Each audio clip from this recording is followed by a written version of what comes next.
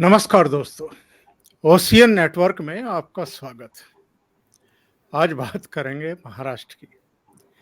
कर्नाटक के जो चुनाव नतीजे आए हैं, उसके बाद ऐसा लगता है कि महाराष्ट्र की राजनीति के जो खास तौर से मराठी मीडिया चाणक्य बोलते हैं, शरद पवार, वो अचानक उत्साह में भर गए हैं। उन्होंने रविवार को अपने यहाँ एक बैठक बुलाई और फिर से अभी 10 दिन पहले ही वो एमवीए को लेकर के, सीटों के बंटवारे को लेकर के, आगे के चुनाव हैं उन तक एमवीए रहेगा या नहीं रहेगा, कुछ इस तरह की बातें कर रहे थे। लेकिन जैसे ही कर्नाटक के नतीजे आए, भारतीय जनता पार्टी हारी, कांग्रेस वहां जीती, वैसे ही शरद पवार को लगा कि नहीं नहीं, एमवीए को पकड़े रहो और एमवीए के जो घटक दल हैं उनकी बैठक अपने आवास पर बुलाई। उसमें जाहिर है एमवीए के जो तीनों घटक दलों के नेता थे वो वहां मौजूद थे। विचार विमर्श हुआ, प्रेस कॉन्फ्रेंस हुई, उसमें दावा किया गया कि सीटों के तालमेल को लेकर के शुरुआती चर्चा हो गई है, आगे भी ये चर्चा जारी रहेगी और बहुत सारी बातें उन्होंने कही है। वो सारा कुछ तो हम समझने की आज कोशिश करेंगे ही इस प्रोग्राम में, पर हम थोड़ा सा इस पर भी थोड़ा चर्चा करेंगे कि क्या कर्नाटक की जीत से विपक्षी दलों को कोई फार्मूला मिल गया है क्या 2024 के लिए, और ये फार्मूला क्या है इसको भी जानने की कोशिश करेंगे। पर ध्यान रहे, शरद पवार राजनीति के एक्सपीरियंस्ड और चतुर खिलाड़ी तो हैं, और बेवजह वो ना तो कोई बैठक बुलाते हैं, ना बयान देते हैं, ना पोजीशनिंग करते हैं। तो शरद पवार के मन में इस समय क्या चल रहा है और उनके अपने घर में जो लड़ाई झगड़े चल रहे थे, क्या वो अब उन लड़ाई झगड़ों से बाहर आ गए हैं, तो ये भी थोड़ा सा पता करेंगे। मेरे साथ दो खास मेहमान जुड़ रहे हैं और दोनों से ही आप बहुत अच्छे तरीके से परिचित हैं, वो दोनों ही लोकप्रिय हैं। मेरे साथ दिल्ली से जुड़ रही हैं अंजू पंकज। अंजू जी, बहुत स्वागत है आपका। नमस्कार सर, और दर्शकों को भी नमस्कार। और ठाणे मुंबई से जुड़ रहे हैं अश्विन अघोर। अश्विन जी, बहुत स्वागत है। नमस्कार। नमस्कार सर, आपके दर्शकों को भी मेरा नमस्कार। अश्विन जी, सबसे पहले मैं आपके पास ही आता हूँ जी। अचानक उत्साह से भर गया है एमवीए, अचानक उत्साहित हो गए हैं शरद पवार, संजय राउत, इसके अलावा कांग्रेस की लीडरशिप, और अब कह रहे हैं कि सभी इस तरह के चुनाव हम मिलकर के लड़ेंगे, चाहे लोकल बॉडीज के हों, विधानसभा हों, लोकसभा हों। जब कोई 2-3 दल मिलकर के इस तरह की बातें करते हैं तो सबसे पहले तो वो यही स्वीकार करते हैं, हम मिलकर लड़ेंगे, यानी एक एक हम कमजोर हैं, हमें एकजुट हो जाना चाहिए, तभी हम मुकाबला कर पाएंगे। तो ये एक तो बैठक क्यों बुलाई और इसका मतलब क्या है, थोड़ा ये भी हमारे दर्शकों को समझाइए। सर देखिए, ऐसा है, कर्नाटक के जो नतीजे आए हैं विधानसभा चुनाव के, उसमें हमें एक बात ये समझनी चाहिए कि ये पूरी तरह से कांग्रेस की जीत है। इसमें ना एनसीपी का कोई कंट्रीब्यूशन है, ना उद्धव ठाकरे गुट का कोई कंट्रीब्यूशन है, ना किसी और का कोई कंट्रीब्यूशन है। 100% जीत कांग्रेस की हुई है। अब उसकी वजह क्या है, ये अलग अलग वजह है, उस पर हम आगे चर्चा कर सकते हैं।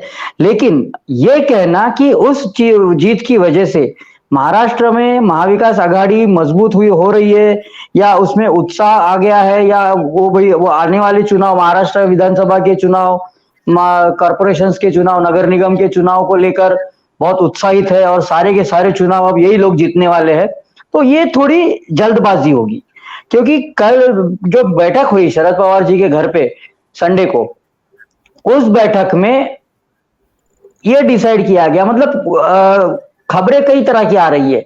कोई कह रहा है कि लोकसभा की सीटों के बंटवारे के लिए बैठक थी, उसमें यह तय हुआ कि एनसीपी 18 सीटें लड़ेगी, कांग्रेस 18 सीटें लड़ेगी, उद्धव ठाकरे 12 सीटें लड़ेंगे। और कोई कुछ और बोल रहा है।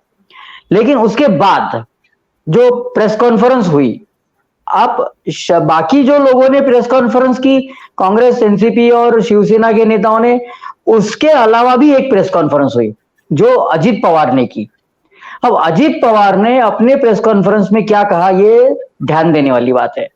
उन्होंने ये कहा कि विनिंग प्रोबेबिलिटीज, मतलब चुनाव जीतने की प्रोबेबिलिटी जिसकी ज्यादा होगी उसी को सीट मिलेगी। अब ये बात इतनी छोटी सी नहीं है। इस बात का मतलब ये है कि आज महाराष्ट्र की जो 48 लोकसभा की सीटें हैं, उसमें यदि महाविकास आघाड़ी का अगर हम विचार करें, महाविकास आघाड़ी के बारे में बात करें, तो महाविकास आघाड़ी के खाली कांग्रेस और एनसीपी दो ही पार्टी ऐसी है जो चाहे तो 48 सीटों पे कंटेस्ट कर सकते हैं और उसमें से कुछ जीतने की उनकी कैपेसिटी है। लेकिन मुद्दा यह है कि शिवसेना उद्धव ठाकरे के पास उनको यदि 12 सीटें देती है तो उनको 12 उम्मीदवार भी है क्या वो 12 लोग भी खड़े कर पाएंगे? ये उद्धव ठाकरे की आज सबसे बड़ी समस्या है। और जहां तक रही बात शरद पवार जी की, ये अब जो कर्नाटक में हुआ वो पूरे देश में होगा। सर, कर्नाटक में तो ये भी हुआ था कि कांग्रेस ने कुमार सीएम बनाया था बीजेपी को सत्ता से दूर रखने के लिए। उसका नतीजा क्या हुआ, कुमार स्वामी का क्या हाल कर दिया राहुल गांधी ने, हमने देखा है। और इसमें मैं ये मानता हूं कि कांग्रेस कर्नाटक के जो नतीजे आए हैं उसमें सबसे ज्यादा बार्गेनिंग पावर अगर किसी की बड़ी है तो वो बड़ी है कांग्रेस की। कांग्रेस ने अपने दम पे कर्नाटक के चुनाव जीते हैं। उसके वजह से अब ये जो विरोधियों का, विपक्ष का जो एक यूनिटी का एक जो फंडा चल रहा है कुछ सालों से, हम लोग अगर इकट्ठे आ जाए तो बीजेपी को हरा सकते हैं, मोदी जी को हरा सकते हैं, ये सब जो है एक ही बात पे आके ये सब रुकते हैं कि इनका नेता कौन होगा। कांग्रेस चाहती है कि राहुल गांधी के लीडरशिप में चुनाव लड़े जाए, टीएमसी चाहते हैं ममता बनर्जी, जेडीयू चाहते हैं नीतीश कुमार, जेडीएस अपना दूसरा ही नेता लेके चल रहे हैं। कुल मिला के बात यह है कि सबका राहुल गांधी को विरोध है। लेकिन आज कांग्रेस ये टर्म्स डिक्टेट कर सकती है, करने की पोजीशन में आ गई है कि हमने अकेले के दम पे कर्नाटक जीता है, हम जो बोलेंगे वही होगा, नहीं तो हम हमारे रास्ते, आप अपने रास्ते। तो ये सब जो है ना सर, ये बहुत प्रीमैच्योर होगा अभी ये इस वक्त ये कहना कि कर्नाटक के चुनाव की वजह से एमवीए को संजीवनी मिल जाएगी, एमवीए रिवाइव हो जाएगी, ऐसा नहीं है। क्योंकि ये तो अभी इनकी सीट शेयरिंग की पहली बैठक हुई है, ऐसी और बैठकें होने वाली है, ऐसी बहुत सारी मीटिंग्स होने वाली है। एक ही मीटिंग में कभी नतीजा आता नहीं है सीट शेयरिंग का। और जहां तक रही बात शरद पवार की, तो शरद पवार ने एक बार जब बोल दिया कि महाविकास आघाड़ी पता नहीं रहेगी नहीं रहेगी, हम महाविकास आघाड़ी करके लड़ेंगे नहीं लड़ेंगे, उस पे वो कायम रहेंगे, इस बात की गारंटी तो कोई भी नहीं दे सकता। लेकिन पूरे जो इनका जो डिस्पोजिशन है एमवीए का, वो कहां तक चलेगा? क्योंकि कांग्रेस में भी अब एक ये बात आने लगी है कि उद्धव ठाकरे को दूर रखो, उद्धव ठाकरे लायबिलिटी है, उद्धव ठाकरे को साथ में लेके चलेंगे अपना नुकसान होगा। तो उद्धव ठाकरे अब इन सब के लिए बहुत बड़ी परेशानी बन गए हैं और सब चाहते हैं कि उनको जितना दूर हो सके उतना दूर रखो। तो ये सब थोड़ा कॉम्प्लिकेटेड है और जब तक इसके लीड में शरद पवार है तब तक कोई कुछ नहीं बोल सकता कि आगे क्या होगा। वो किसी भी वक्त कुछ भी कर सकते हैं। बहुत महत्वपूर्ण बातें आपने कही हैं अंजू जी। सुप्रीम कोर्ट का फैसला आया जो उद्धव ठाकरे के लिए, एमवीए के लिए कोई राहत वाला तो बिल्कुल नहीं है। एक दो टिप्पणी उन्होंने राज्यपाल पर कर दी, एक आध स्पीकर पर कर दी, पर अगर ओवरऑल देखें तो शिंदे साहब मुख्यमंत्री हैं, बने रहेंगे, उनकी सेहत पे कोई फर्क नहीं पड़ रहा है, सरकार की सेहत पे कोई फर्क नहीं पड़ रहा है। मैं ये जानना चाहता हूं कि अभी तो स्पीकर का भी फैसला आना है, सुप्रीम कोर्ट ने उन्हीं के ऊपर ये दायित्व दे दिया है और इसकी संभावना ही थी कि सुप्रीम कोर्ट असेंबली या संसद के अधिकारों में, स्पीकर के या सभापति के अधिकारों में हस्तक्षेप नहीं करेगा। पर मैं आपसे कुछ दूसरी बातें पूछना चाहता हूं। अभी कुछ दिन पहले शरद पवार की एक किताब आई, उसमें उद्धव ठाकरे के बारे में पता नहीं क्या-क्या कहा है उन्होंने। इसके अलावा अगर हम संजय राउत के बयान देखें तो नाना पटोले के खिलाफ, अजित पवार के खिलाफ वो जहर उगल रहे थे। मैं ये जानना चाहता हूँ कि ये एमवीए का गठबंधन है किस तरह का? जहाँ एक दूसरे के प्रति कोई सम्मान ही नहीं है, आदर ही नहीं है, जिसका बस चलता है वो एक दूसरे के खिलाफ या तो किताब में या कैमरों पर कुछ ना कुछ कहता रहता है। और शायद इसीलिए ये कहा गया इस बैठक के बाद कि ये जो कैमरों पर आप लपालप करते हैं, ज़रा ये बंद करिए एक दूसरे के खिलाफ, इससे बड़े गलत मैसेज जा रहे हैं। क्या कहेंगी? सर, शरद पवार ने अपनी किताब में उद्धव ठाकरे को लेकर जो कुछ लिखा वो तो अब एक तरह से रिकॉर्ड में चला गया। जिसके साथ आपने सरकार बनाई, जिनको सीएम आपने बनाया, जिन पर इतना भरोसा आपने जताया और जिन्हें आपने शायद सीएम इसलिए बनाया कि नौसिखिए थे, अनुभवहीन थे और उन पर वो सुपर सीएम बनकर अच्छे से काम कर सकते थे। पर आप ये सोचिए कि उन शख्स के बारे में आप अपनी किताब में लिखते हैं और फिर आप उसके बारे में बखान भी करते हैं। वो जो उन्होंने किताब का लॉन्च किया था उसमें उन्होंने बहुत कुछ कहा। तो आप सोचिए उसके बाद उद्धव ठाकरे क्या एमवीए में रहना चाहेंगे? लेकिन फिर उद्धव ठाकरे की स्थिति तो ऐसी कि मरता क्या ना करता, वो तो ऐसे फंस चुके हैं कि आगे कुआं पीछे खाए, वो कहीं जा ही नहीं सकते। उन्होंने बीच में कोशिश की कि वो बीजेपी पीएम मोदी की तारीफ भी की थी उद्धव ठाकरे ने अभी पिछले हफ्ते। तो एक तरह से इशारा था शायद घर वापसी करना चाहते हैं, लेकिन घर वापसी करें कैसे? अपना घर तो तोड़ के खुद ही बैठ गए। अब जैसे कि अश्विन जी बता रहे थे कि 12 सीटें एमपी की देने की बात की जा रही है कि चुनाव में 12 सीटें उद्धव ठाकरे गुट को दे देंगे, लेकिन 12 तो उनके पास नेता ही नहीं है जो चुनाव में खड़े हो पाए। तो आप सोचिए उद्धव ठाकरे कहां पहुंच गए पिछले 2.5-3 साल में और किसकी बदौलत? शरद पवार की बदौलत। अगर आज उद्धव ठाकरे शरद पवार को लायबिलिटी लग रहे हैं, उन्हें लग रहा है कि इनको अपने साथ लेकर ना चला जाए, तो हो सकता है इसी मकसद से उन्हें 12 सीटें दी गई हो ताकि वो खुद भी सोच ले कि उनको रहना है या ना नहीं रहना है। फिर वो 12 सीटें जो है उनमें आप सोचिए उद्धव ठाकरे ने तो गठबंधन कर रखा है, वंचित पार्टी है उसके रखा है। तो आप सोचिए कि वो किस किस को क्या क्या बांटेंगे, खुद कितनी रखेंगे और खुद दूसरों को कितना देंगे। तो महाविकास अघाड़ी गठबंधन जो है, खुद शरद पवार कभी कहते हैं आज है कल होगा या नहीं होगा, तो वो तो अब मुझे लगता है कि सिर्फ जोड़ के लिए बना लिया है कि हाँ ठीक है हम साथ साथ हैं, लेकिन शख्स कौन सी साथ रहना चाहेंगे अभी, क्योंकि उन्होंने खुद खाना की करने लगना चाहिए ताकि हम सब लोग तो उन नजर आ रहा है। इसलिए बुलाई और ये कहा कि बाहर जाकर मीडिया के सामने अलग अलग तरह की बयानबाजी ना करें, लेकिन सबसे पहले तो उनको खुद अमल करना चाहिए ना कि उद्धव ठाकरे को लेकर उन्होंने जो कुछ कहा वो कहना क्या सही था? वो भी ऐसे नेता के लिए जो कद्दावर नेता माने जाते हैं राजनीति में, महाराष्ट्र में जिन्हें चाणक्य कहा जाता है, अगर वो इस तरह की बातें अपने सहयोगी दल के बारे में करेंगे, उसके नेता के बारे में करेंगे, तो सर आपको लगता है कि उद्धव ठाकरे चाहेंगे कि वो इस गठबंधन में बने रहें? लेकिन फिर उनके पास ऑप्शन नहीं है।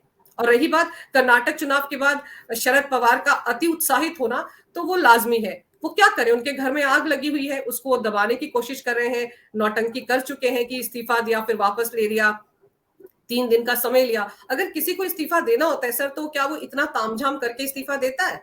जहां सब थे, वो जो उनकी किताब का विमोचन का मौका था, कौन कौन नहीं था? सब दिग्गज थे, सारे कार्यकर्ता थे, वहां पर उन्होंने ऐलान किया। वरना अपने घर से आराम से एक चिट्ठी लिखकर एक मैसेज देके खत्म कर सकते थे पूरी कहानी को, लेकिन वो जानते थे कि उन्हें बने रहना है अध्यक्ष की कुर्सी पर और ऐसे बने रहना है कि एक अच्छा मैसेज अजीत पवार को भी चला जाए। इसीलिए उन्होंने वो मंच चुना और अब वो कर्नाटक की जीत में अगर अपनी जीत देख रहे हैं तो वो इसलिए देख रहे हैं क्योंकि उन्हें लग रहा है कि उनकी भलाई कांग्रेस के साथ चिपके रहने में ही है। इसीलिए वो महाविकास अघाड़ी जिसको कह रहे थे कि पता नहीं है या नहीं है, उसको फिर से उन्होंने अपने घर पर बुला लिया और बैठक कर ली। बिल्कुल सही बात है। अश्विन जी, मैं संजय राउत के कुछ बयान देख रहा था इस मीटिंग के बाद। उन्होंने एक तो ये कहा कि साहब एमवीए में कोई गलतफहमी नहीं है आपस में, मतलब गलतफहमी नहीं है, फिर भी एक दूसरे के खिलाफ बयानबाजी चलती रहती है। नंबर 2, उन्होंने कहा कि अगर कर्नाटक में 40% करप्शन है तो महाराष्ट्र में तो 100% करप्शन है। मतलब जो भी चुनाव आएंगे, लोकल बॉडीज के हों, विधानसभा हों, लोकसभा हों, इनको एक कांग्रेस ने रास्ता दिखाया कर्नाटक में कि आप 40% करप्शन का मुद्दा उछाल दो। और बहुत सारे कारण हैं ये बहुमत मिलने के और भारतीय जनता पार्टी के हारने के, पर एक कारण ये भी संजय राउत मान करके चलते हैं और महाराष्ट्र में करप्शन को मुद्दा बनाना चाहते हैं। क्या वाकई करप्शन को ये मुद्दा बना पाएंगे, जबकि उद्धव ठाकरे के मुख्यमंत्री रहते हुए क्या क्या नहीं हुआ है? सचिन वाजे के जरिए 100 करोड़ रुपए की वसूली कराना, देशमुख का गिरफ्तार होना, जेल जाना, और अगर मैं गलत नहीं हूं तो करीब करीब 1 साल तक जमानत नहीं मिलना, ये सब चीजें लोग भूल जाएंगे क्या कि इनके सरकार के समय किस तरह का माहौल था वहां पर? और अगर वहां कांग्रेस जीती है, कर्नाटक में बीजेपी हारी है, तो यहाँ क्या महाराष्ट्र में इनके लिए कोई संभावना बन जाएगी? नहीं, देखिए ऐसा है, भ्रष्टाचार पे बात करने के लिए, करप्शन पे बात करने के लिए Sanjay Raut should be the last person. वो खुद भ्रष्टाचार के आरोप में जेल जा चुके हैं और फिलहाल जमानत पे बाहर है। मुंबई में पत्राचाल का जो उन्होंने घोटाला किया है, 600 650 700 लोगों को चीट किया है, हजारों करोड़ों रुपए उन्होंने उसमें गबन किए हैं, ऐसा उन पे आरोप है। और ईडी के पास उसके सबूत है, ईडी के पास उसका मनी ट्रेल है, तभी तो जेल गए थे ना, तभी तो इतने महीने जेल में रहे, फिर जाके जमानत हुई है। तो जो आदमी जमानत पे बाहर हो उसे भ्रष्टाचार पे बात नहीं करनी चाहिए। दूसरी बात, सचिन वाजे का मैटर तो है ही। सचिन वाजे के थ्रू इन्होंने जो वसूली की है, महीने का टारगेट दिया था, सब कुछ दिया था, पूरी दुनिया जानती है। उसमें एक बात और है कि महाराष्ट्र में एक पब्लिक प्रोसिक्यूटर थे, चौहान नाम था शायद उनका, मैं नाम भूल रहा हूं। आपको याद होगा देवेंद्र फडणवीस जब लीडर ऑफ अपोजिशन थे एमवीए के गवर्नमेंट के समय में, तब उन्होंने हाउस में एक पेन ड्राइव दिया था और उस पेन ड्राइव में एक पब्लिक प्रोसिक्यूटर का ऑफिस का रिकॉर्डिंग था। उसमें ये साफ साफ लोग देख सकते हैं, सुन सकते हैं, वो मीडिया ने कहीं चलाया भी वो क्लिप्स। वो पब्लिक प्रोसिक्यूटर पुलिस वालों को ट्यूटर कर रहा है कि एफआईआर कैसे लिखी जाए। भाजपा के जो नेता है गिरीश महाजन, उनके ऑफिस में वेपन कैसे प्लांट किया जाए, उस पर खून किसका लगाया जाए, गलत मतलब झूठे सबूत कैसे बनाए जाए, ये सब देखा है लोगों ने। और ये भी देखा है कि एक मुंबई हाईकोर्ट में एक पीआईएल फाइल हुई थी जिसमें उद्धव ठाकरे की जो संपत्ति है, जो उनकी एसेट्स है, उसके सोर्स के बारे में पूछा गया था। उद्धव ठाकरे का कोई बिजनेस नहीं है, उद्धव ठाकरे कहीं नौकरी नहीं करते, उद्धव ठाकरे का फिर इतना सब कुछ है तो उद्धव ठाकरे के पास इतनी करोड़ों की संपत्ति कहां से आ गई, कहां से उन्होंने ये संपत्ति कलेक्ट करी है, कहां से बनाई है। अब उसमें महाराष्ट्र गवर्नमेंट ने तब बोला था कि हम लोग इसमें एक एसआईटी बनाएंगे और एसआईटी इसका इन्वेस्टिगेशन करेगी। अब वो उसका आगे इन्वेस्टिगेशन होगा, सब कुछ होगा, लेकिन वो मामला अब सुप्रीम कोर्ट जाने वाला है। वो जो पिटिशनर है उस पीआईएल की, गौरी भिड़े करके उनका नाम है, वो सुप्रीम कोर्ट में उसके खिलाफ अपील करने वाली है। तो कुल मिला के मामला ये है कि आपके पास सब भ्रष्टाचार पे बात करने के लिए आपका पास कोई मुंह नहीं है। आपकी पूरी पार्टी, आपके नेता सर से लेके पांव तक भ्रष्टाचार में डूबे हुए हैं, दुनिया देख रही है। आप खुद जमानत पे बाहर हो। और सर सीधी सी बात है सर, आज के जमाने में 500 रुपए भी उधार नहीं देता किसी को। इनके भी वाइफ को 50 लाख दे दिए, वो भी बिना ब्याज के। ऐसे अगर दोस्त है तो सबको मिले, हमको तो कोई 500 रुपए नहीं देता उधार और इनको 50-50 लाख मिल जाते हैं। तो ये भ्रष्टाचार नहीं है तो क्या है? और जैसे नोटिस आता है ईडी का, तुरंत दूसरे दिन आप 50 लाख वापस कर देते हो। जब 9 साल तक नहीं किए, 2 दिन में कैसे वापस कर दिए? अब ये सब जो बातें हैं ना, भ्रष्टाचार का हम प्रचार करेंगे, ये सरकार का भ्रष्टाचार निकालेंगे, ये करेंगे वो करेंगे। संजय राउत जैसा वो मीटिंग के बाद जो प्रेस कॉन्फ्रेंस हुई उसमें ये कहा गया कि इन नेताओं ने ऐसे फालतू स्टेटमेंट करना बंद कर देना चाहिए। ये मेरी भी सलाह रहेगी कि भाई साहब आप ये सब बात मत बोलिए, अगर बात निकलेगी तो बहुत दूर तक जाएगी। मैं कुछ बोलूं इससे पहले राज ठाकरे, उद्धव ठाकरे के कजिन, वो बोल चुके हैं। मुंबई का मेयर बंगला जो हड़प किया है आपने बाला साहब ठाकरे के मेमोरियल के लिए, वो क्या भ्रष्टाचार नहीं है?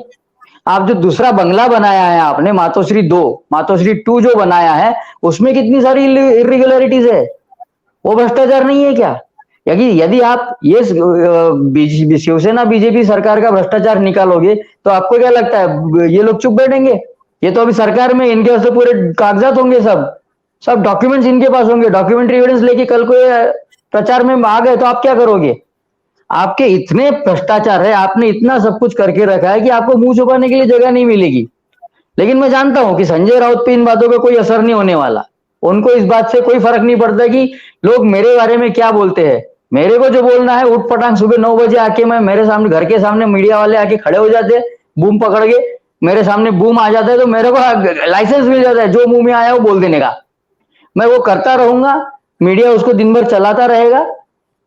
लेकिन ये सब बातें है ना, ये जब कैंपेन शुरू होता है इलेक्शन का तब इन बातों में कोई मतलब नहीं रहता, इन बातों को कोई उतना सीरियसली नहीं लेता। सीधी सी बात है, यदि आप इनका भ्रष्टाचार निकालोगे, आपके पास, आप कहते हो कि आपके पास सबूत है, तो आपको रोका किसने है? सबूत रखो, मीडिया के सामने रखो, आपके हाथ में पेपर है इतना बड़ा, पेपर करो, पेपर में छाप, उसको लिखो, उसके बारे में दुनिया भर के टॉपिक्स पे आप एडिटोरियल लिखते रहते हो, इस पर भी एक एडिटोरियल लिख दीजिए। तो ये सब जो बातें हैं ना, संजय राउत क्या बोलते हैं वो उनको ही समझ में आता है कि नहीं मुझे पता नहीं है, तो उनको इतना सीरियसली लेने का कोई मतलब नहीं है। लेकिन जब ये, अगर उन्होंने ये बात, भ्रष्टाचार की बात कैंपेन में निकाली, शिवसेना बीजेपी गवर्नमेंट का भ्रष्टाचार की बात अगर उन्होंने कैंपेन में निकाली, तो वो अपने पैरों पे कुल्हाड़ी मार के लेने वाले जैसा होगा। वो, मुझे तो ऐसा लगने लगा है कि पिछले कुछ महीनों में जब से जेल से छूट के आए हैं ना संजय राउत, तब से मुझे ऐसा लगने लगा है कि उन्होंने ये बात ठान ली है कि कुछ भी करके, कुछ भी हो, मुझे उद्धव ठाकरे को बर्बाद ही करना है। क्योंकि उनका हर एक स्टेटमेंट उद्धव ठाकरे के खिलाफ ही जाता है, जो बोलते हैं प्रॉब्लम उद्धव ठाकरे की हो जाती है। अभी परसों एडिटोरियल लिखा, उसमें शरद पवार जी को ज्ञान दे दिया कि आपने इतनी बड़ी पार्टी खड़ी की लेकिन आपने कोई सेकंड लाइन लीडरशिप नहीं बनाई, आपने आपका उत्तराधिकारी कोई बनाया नहीं, किसी को ग्रूम नहीं किया, आपके बाद पार्टी कौन संभालेगा, ऐसा कोई नेता आपने तैयार नहीं किया। आपके गुट की क्या हालत है राउत साहब, वो देखिए। बाला साहब ठाकरे ने उद्धव ठाकरे जी के हाथ में दिया था ना पार्टी शिवसेना, क्या कर लिया उद्धव ठाकरे जी ने, कितनी बड़ी हुई, उसके बाद कुछ बड़ी शिवसेना जहां थी वहीं पे है। तो पहले अपने नेता की कैपेसिटी के बारे में सोचिए, अपने नेता का बर्ताव जो है, बिहेवियर जो है वो देखिए, फिर बाद में दुनिया के बारे में बात कीजिए। नहीं तो वैसे भी आपके पास ना पार्टी है, ना पार्टी का सिंबल है। भले ही आपको मान के चलो 12 नहीं 18 सीट दे दी लोकसभा की, अरे कैंडिडेट कहां से लाओगे? 228 विधानसभा की सीटें हैं, उसमें से मान के चलिए 60-70 आपको दे दी लड़ने के लिए, कैंडिडेट कहां से लाओगे?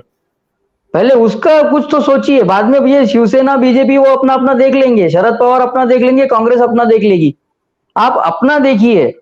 आप ये कुल्हाड़ी पे पैर मारने वाली बात मत कीजिए। लात आप कुल्हाड़ी पे मारते हो, चोट उद्धव ठाकरे जी को लगती है, ये सोचिए आप। अभी उद्धव ठाकरे जी को भी क्यों समझ में नहीं आता, ये तो बस भगवान ही बता सकता है। तो उद्धव, संजय राउत जो बोलते हैं, वो अगर वो बोलते हैं ना कि मैं ये सब निकालूंगा, तो मैं तो चाहता हूं कि वो निकाले, और निकालो। भ्रष्टाचार किया है ना ये सर गवर्नमेंट ने, तो निकालो भ्रष्टाचार। आप उसके सबूत दो, मीडिया के सामने सबूत रखो और इनको एक्सपोज करो।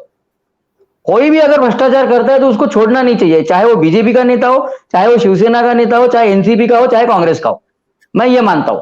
और यदि आपके पास सबूत है तो आप वो सबूत लेके आ जाओ, हवा में बातें मत करो। वैसे बेसिकली मैं ये कहता हूं हमेशा कि आप पहले पत्रकार है, उसके बाद आप राजनेता है। दावे तो बहुत बड़े बड़े करते हैं कि जब मैंने पत्रकारिता शुरू की, मैं क्राइम रिपोर्टिंग करता था, मैंने एक दिन दाऊद को खरी खोटी सुना दी थी, दाऊद मेरे से डरता है।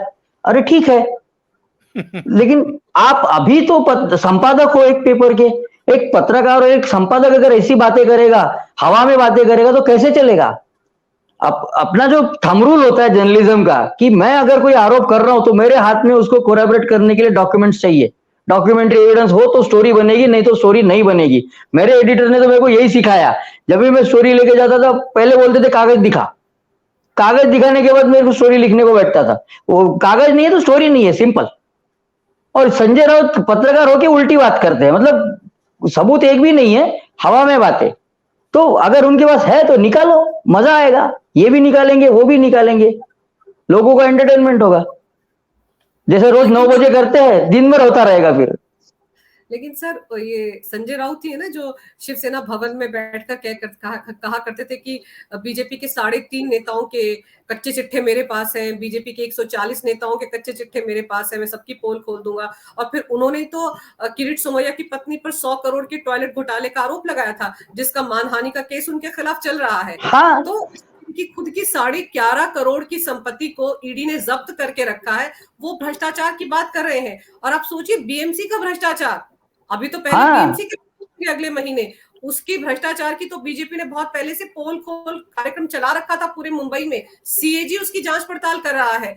तो उस भ्रष्टाचार के बारे, एक बार आप भ्रष्टाचार की बात करेंगे तो सबसे पहले बीएमसी का भ्रष्टाचार खुलेगा।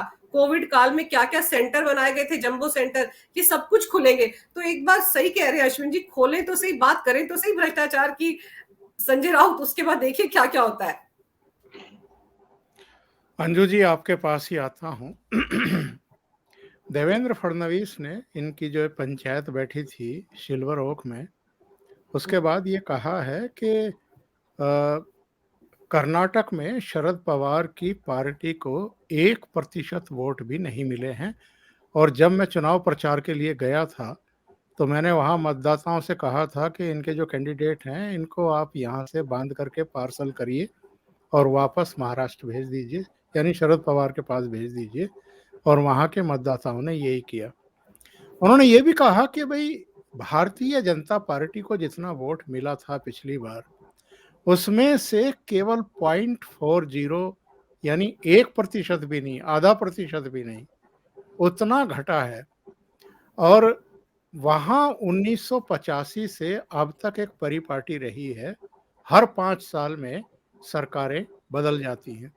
हमने कोशिश की कि इस बार इस परिपाटी को बदला जाए, हम लोग कामयाब नहीं हो पाए। बस बात इतनी सी है। पर इसमें अपनी संभावनाएं तलाश करना, ये ऐलान करना कि पुणे में जो एमबीए की आगामी जनसभा होने वाली है उसमें कर्नाटक के चीफ मिनिस्टर को बुला करके हम सम्मानित करेंगे, ये कुछ ज्यादा उत्साहित नहीं हो गए हैं क्या?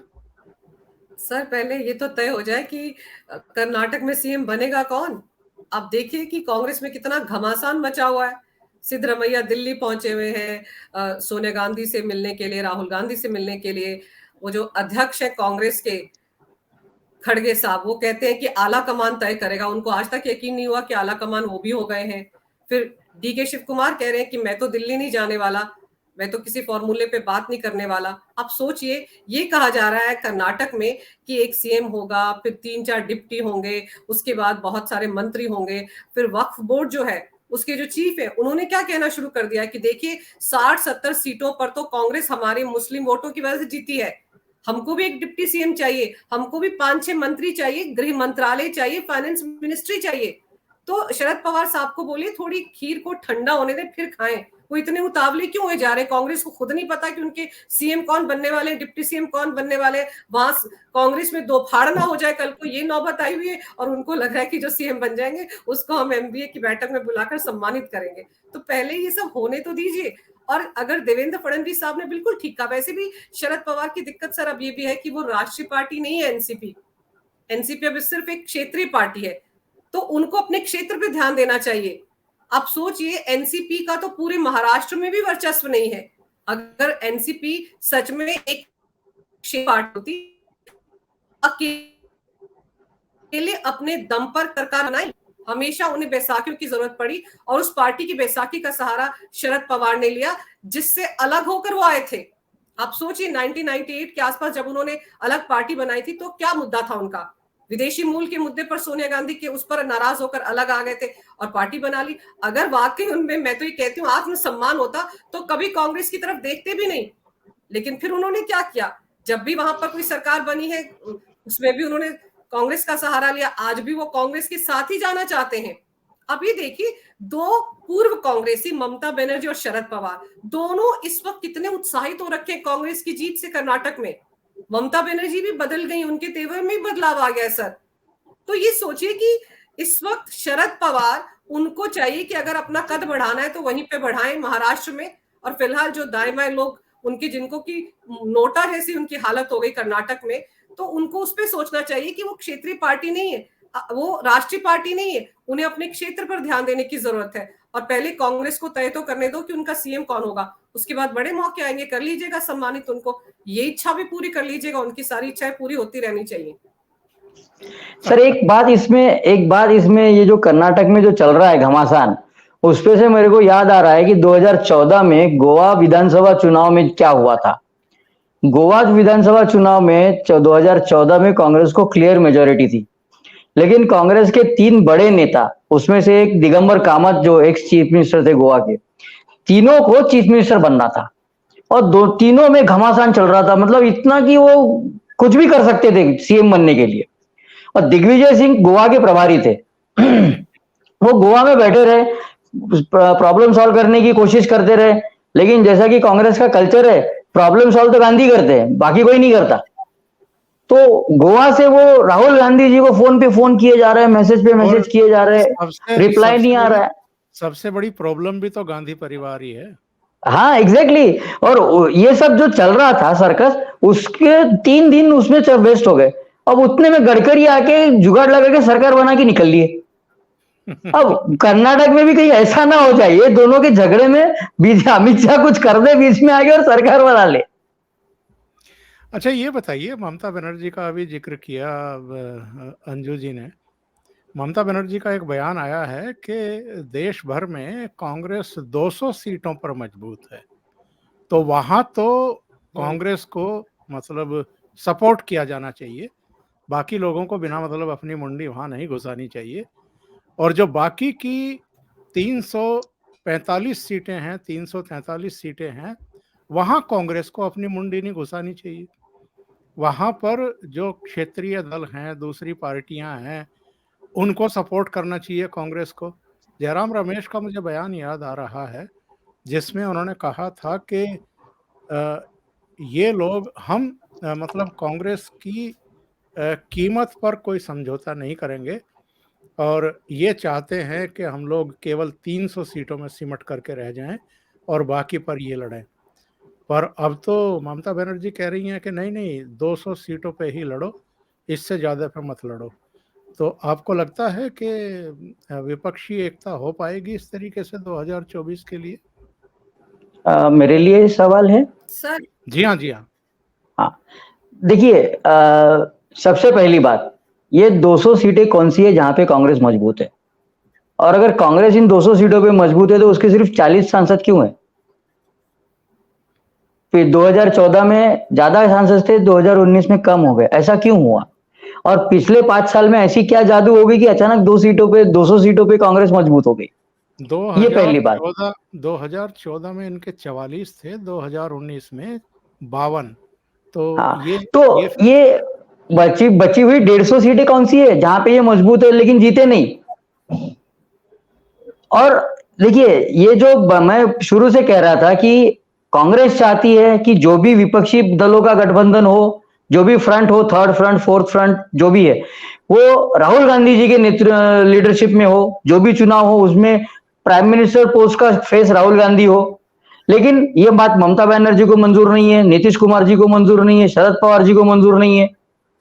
अब ये इनका प्रॉब्लम क्या है ना सर, कि जितनी भी पार्टियां इस गठबंधन में आने की इच्छुक है, उनके सभी के नेता को प्राइम मिनिस्टर बनना है, उसके नीचे मानने के लिए कोई तैयारी नहीं है।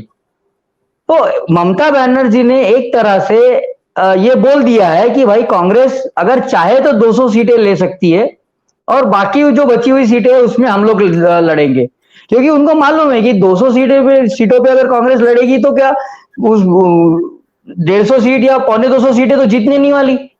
जहां तक मैं समझता हूं, जहां तक मैंने स्टडी किया है, मुझे नहीं लगता कि अगले चुनाव में 2024 के चुनाव में भी कांग्रेस 70-80 से आगे, बहुत हो गया 60-70 तक पहुंचेगी, उसके आगे नहीं जाएगी कांग्रेस, कुछ भी हो जाए। तो कहां 200 और कहां 50, 60, 65 सीटें।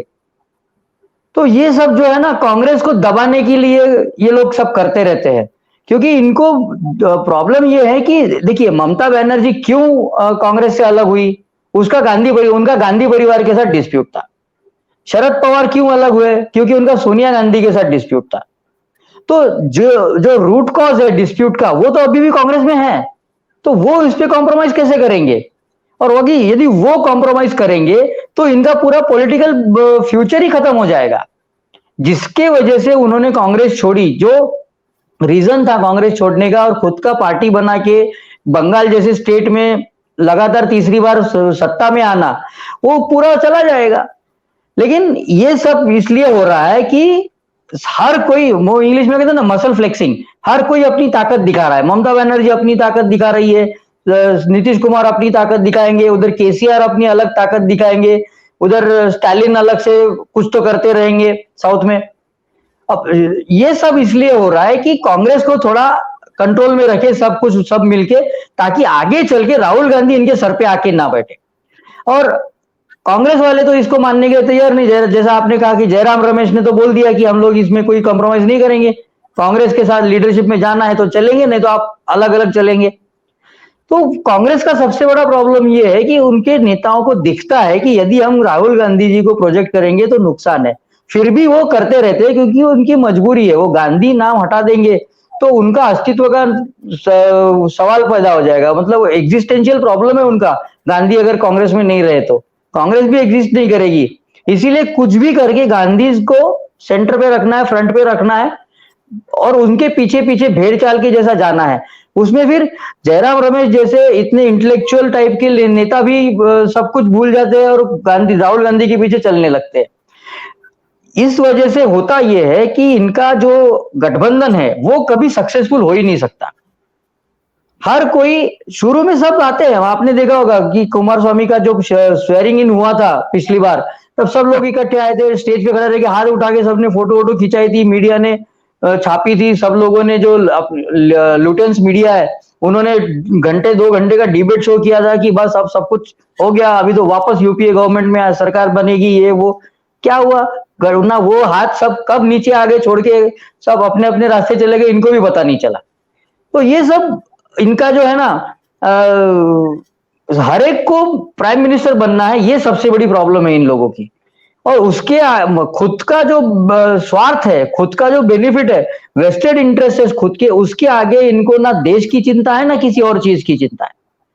देश गया भाड़ में, कुछ भी हो जाए देश में, मुझे कुछ नहीं करना। बंगाल में बांग्लादेश से लोग आ रहे, रोहिंग्या आ रहे, सब कुछ आ रहे, आने दो, मैं जब तक चीफ मिनिस्टर हूं मुझे कुछ फर्क नहीं पड़ता। यही बात हर जगह हो रही है, इसलिए इन लोग का गठबंधन हो नहीं पाता। और फिर ये जो अभी शुरू हो जाए, अभी अब तो खाली ये शुरुआत है, जैसे जैसे चुनाव नजदीक आएंगे इन लोग का जो क्रैक्स है, ये जो अपोजिशन का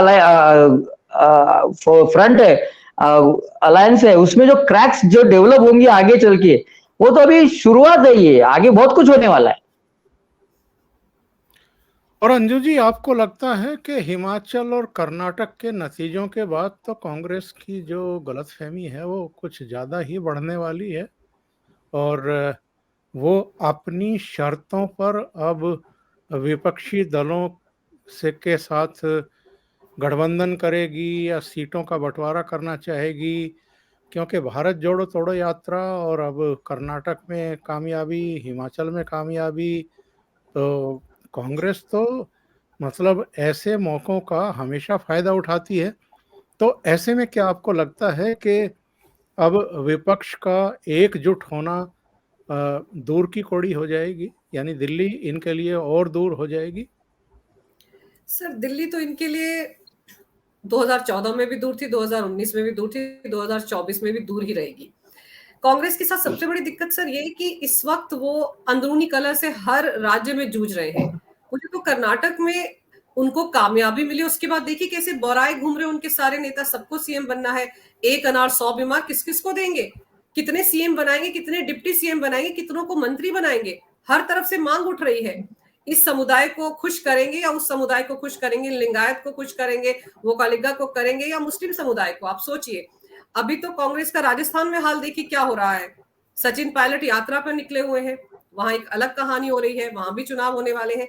तो कांग्रेस अपनी शर्तों पर बात करे या ना करे, लेकिन पहले अपने घर को उसको संभालना पड़ेगा। हिमाचल एक बहुत छोटा सा राज्य है सर, 4 सांसद वहां से आते हैं। चलिए कर्नाटक की बात करें तो वहां पे चलो थोड़ा बहुत जोश, या कहते हैं कि संजीवनी कांग्रेस को मिल गई है, मान लेते हैं, लेकिन इसके चलते कांग्रेस को सभी राजनीतिक दल, जो क्षेत्रीय राजनीतिक दल है, वो कांग्रेस की बॉसगिरी समझेंगे या झेलेंगे, ये एक बहुत बड़ा सवाल है।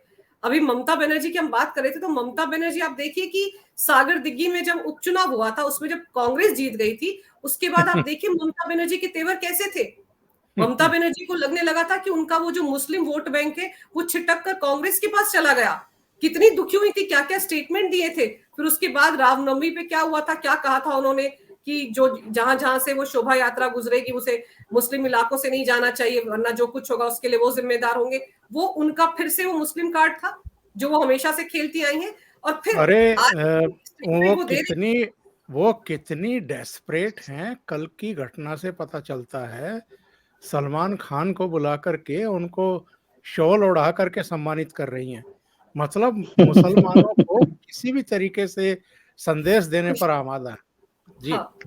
और फिर वो सर आप ये सोचिए कि ममता बनर्जी ने जो स्टेटमेंट दिया कि 200 सीटों पे कांग्रेस मजबूत है, उनको वहां लड़ने दीजिए, बाकी सीटों पर या बाकी राज्यों में उन्हें क्षेत्रीय पार्टियों को जगह देनी होगी, कुर्बानी देनी होगी कांग्रेस को, ये शर्त ममता बनर्जी ने रखी है। और अधीर रंजन चौधरी का जवाब सुन लीजिए, उन्होंने कहा कि कर्नाटक चुनाव से पहले तो ममता बनर्जी ने कभी नहीं कहा कि बीजेपी को हराने के लिए सबको एकजुट होना चाहिए, कांग्रेस के साथ आना चाहिए, लेकिन कर्नाटक नतीजों के बाद ममता बनर्जी को लगने लगा है कि अब 2024 में बीजेपी को हराना है तो कांग्रेस के साथ चिपक जाओ। तो उनका साफ साफ कहना था कांग्रेस को पश्चिम बंगाल से हटाने में या वहां से खत्म करने में ममता बनर्जी की सबसे बड़ी भूमिका है, इसलिए उन पर तो हम भरोसा कर ही नहीं सकते।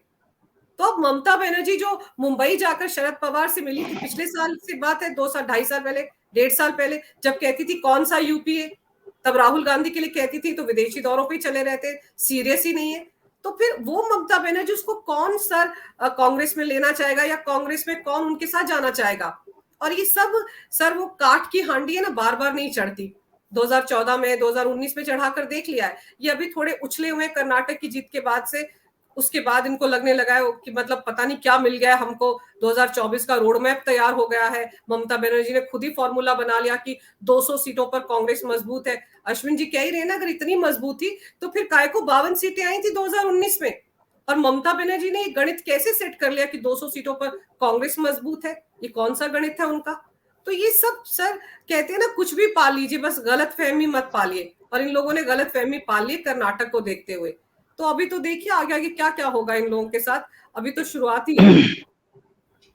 बहुत सही बात अंजू जी आपने कही। लास्ट में मैं अश्विन जी, इधर बड़ी चर्चा है कि फार्मूला मिल गया है साहब 2024 का, और फार्मूला क्या है, मुसलमानों को एकजुट करो, यानी ध्रुवीकृत करो, और मुसलमान भी ध्रुवीकृत होने के लिए तैयारी बैठे हैं। दूसरा, हिंदुओं को बांटो, और तीसरा, अरविंद केजरीवाल, और अगर पुराने दिनों को याद करें तो जो अम्मा थी तमिलनाडु में जयललिता, उसके पैटर्न पर बढ़ो और फ्री की घोषणा करो और चुनाव जीतो। तो ये मुसलमानों को एकजुट करो, हिंदुओं को बांटो, फ्री की राजनीति करो, क्या ये फार्मूला हो सकता है 2024 के लिए?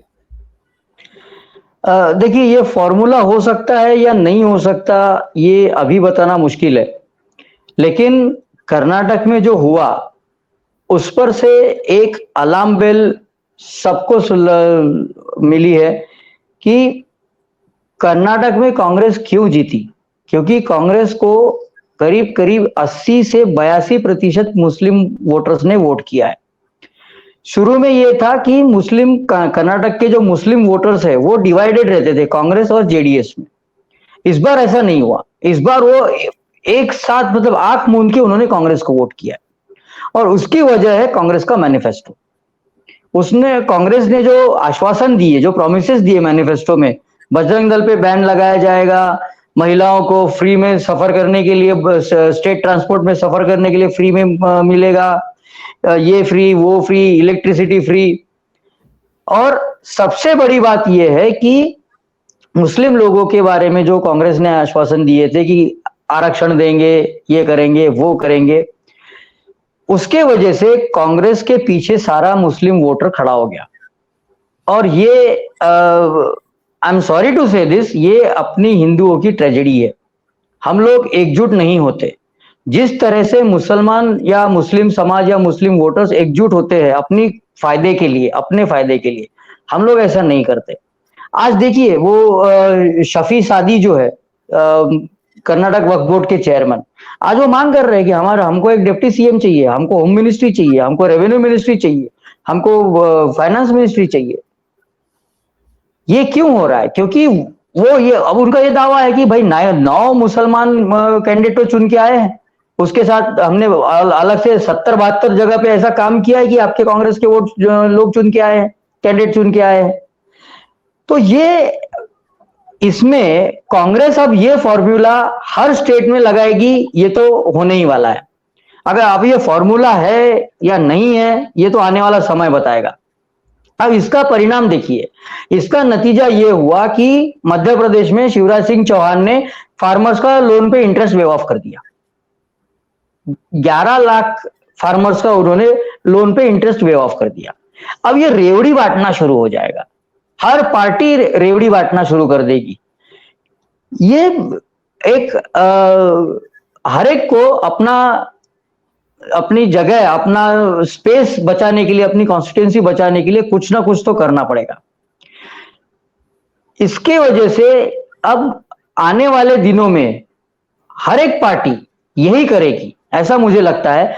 और ये ठीक है, ये पॉलिटिकली अब हम इसको कुछ नहीं बोल सकते, लेकिन फंडामेंटली और प्रिंसिपल के हिसाब से अगर जाएंगे तो ये बहुत गलत होगा। क्योंकि अभी देखिए दिल्ली में अरविंद केजरीवाल ने बोल दिया था कि हम 100 यूनिट तक बिजली फ्री देंगे, 100 यूनिट तक, 150 यूनिट तक। लोगों ने सब फ्री के चक्कर में उसको, आम आदमी पार्टी को जिता दिया। आज क्या सिचुएशन है दिल्ली में? वो सब एक एक करके धीरे धीरे धीरे खत्म हो रहा है। फाइनेंशियल बर्डन स्टेट पे बढ़ रहा है इतना, मतलब आप जो दिल में आया वो नहीं कर सकते, आपको सारी चीजें देख के करना होता है। लेकिन ये पॉलिटिकल गेम है और लोगों को अट्रैक्ट करने के लिए अब कांग्रेस ने तो कर दिया है। अब कांग्रेस ने जो प्रॉमिसेस किए हैं वो कैसे फुलफिल करती है कांग्रेस, ये देखना बहुत जरूरी होगा। क्योंकि कर्नाटक का जो ये है क्या फाइनेंशियल स्टेटस है, वो ये सब अलाउ करता है क्या, वो ये सब परमिट करता है क्या, ये देखना बहुत जरूरी है। और इसके वजह से होगा ये कि हर एक पार्टी अब आने वाले चुनाव में, विपक्ष की हर एक पार्टी स्टेट का फाइनेंशियल कंडीशन जो भी हो, ऐसे धमाकेदार, मतलब एक के बाद एक ऐसे धड़ल्ले से प्रॉमिसेस करती रहेगी लोगों को अट्रैक्ट करने के लिए। अब ये सब लोगों को सोचना चाहिए कि हम कहां तक इसके पीछे भागे। ये बड़ा ट्रिकी सिचुएशन अभी पॉलिटिक्स में तैयार हो जाएगा, इस खासकर कर्नाटक चुनाव के बाद।